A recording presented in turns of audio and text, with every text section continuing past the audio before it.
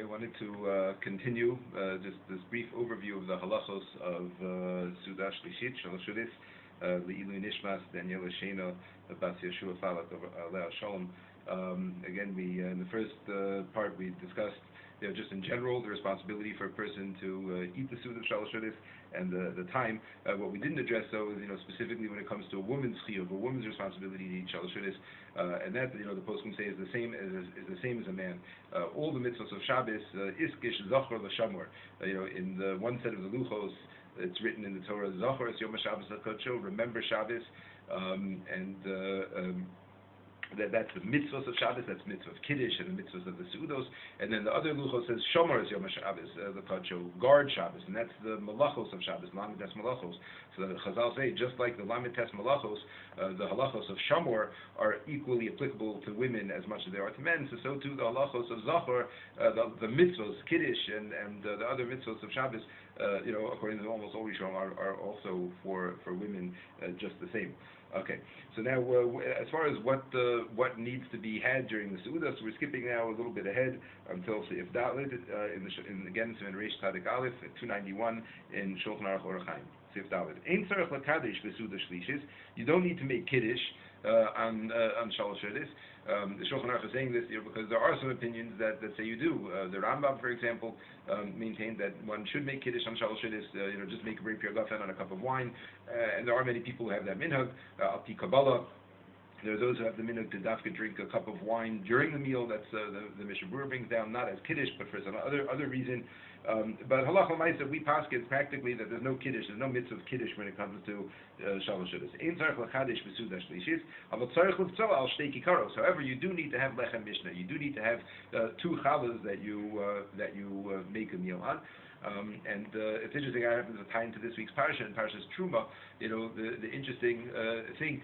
We have the whole lechem apanim, the 12 breads, the 12 lachamim, the 12 showbreads that were on the shulchan, on the table, that were always in the Mishkan, and then in the Beis Hamikdash. So it's an interesting thing. There's an idea that some people have, especially among Hasidim, to have Yud Beis Chalos, 12 chalos on Shabbos at each meal. They have sometimes small chalos and then big ones, like 10 small ones and 2 big ones. But there's an idea of Yud Beis Chalos. So it's just interesting. The Vilna Gaon explains that when we have 2 chalos at each meal and we cut through both of them.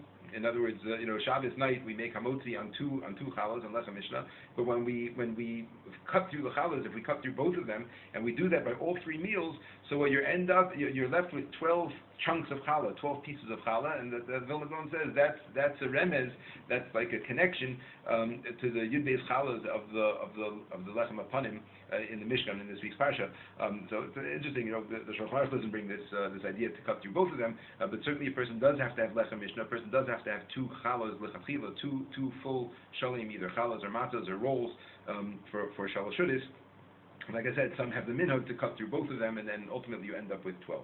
Okay. The Shulchan Aruch continues now in the Ramah. V'lefachos lo yiyeh lo b'Seudah Shlishis pachos mikikar echad shalim.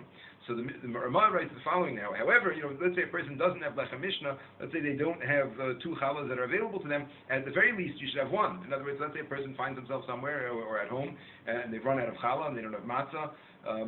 2 of them, they don't have shalim, they can't get from a neighbor. So it's better to at least take 1 shalim, 1 whole matzah or 1 whole roll, and make hamotzi on that. Better that than nothing. And then the Mishnah Berurah brings down also vim ein lo. Let's say a person doesn't even have a whole challah. Yeah, dai beprusa shehi kabetza ukanal. It's enough to have at least 1 piece of lechem. That's 1 piece of bread that's the size of a kabetza, like you said originally, or kazayas, according to the more lenient opinion that we mentioned. Yeah, the afal gav the mitzvahs lechem mishnah ein lo mitzvah suda miyakayim. In other words, there's 2 separate mitzvahs. There's one mitzvah of Shalosh Seudos. You have to have 3 meals on Shabbos. There's a separate mitzvah that at each meal you need to have 2 chalas. You have to have a lechem mishnah, 2 matzahs. And so the Mishnah is just explaining. So let's say a person they ran out of a challah that they only have 1 left.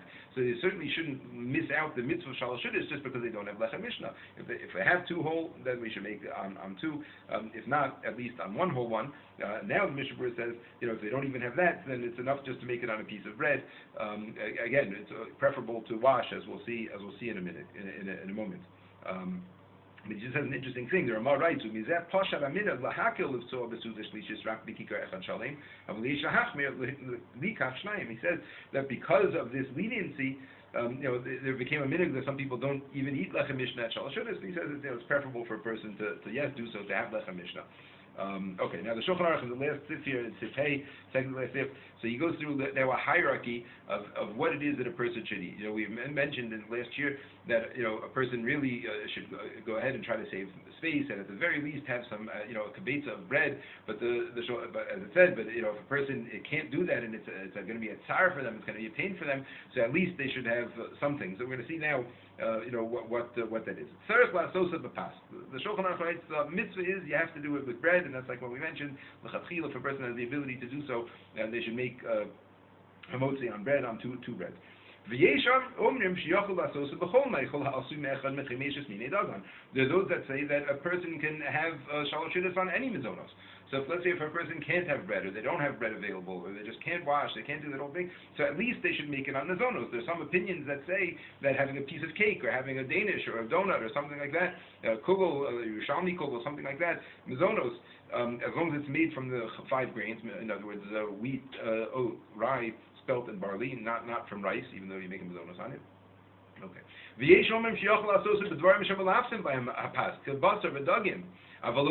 And then there's other opinions that say that even if you're not going to have a mizonos or a hamotzi at all, even if you have just chashuv food like fish or meat, or something along those lines, meal-type foods, maybe challenge or something, well, that's already mizonos, yeah, that would also be good, but not with fruit. You can't have just an apple.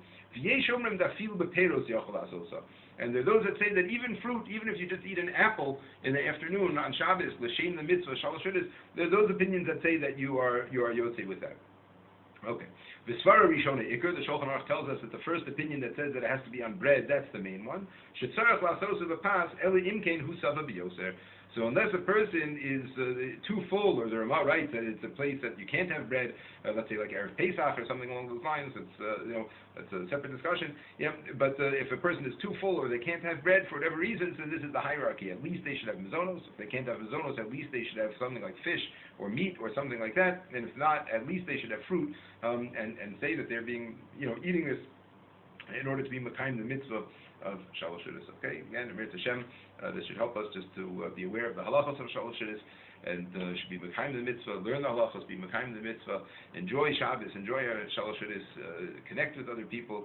Le'ilu nishmat, Daniella Sheina, Yehoshua Falik, Shalom. Shabbos.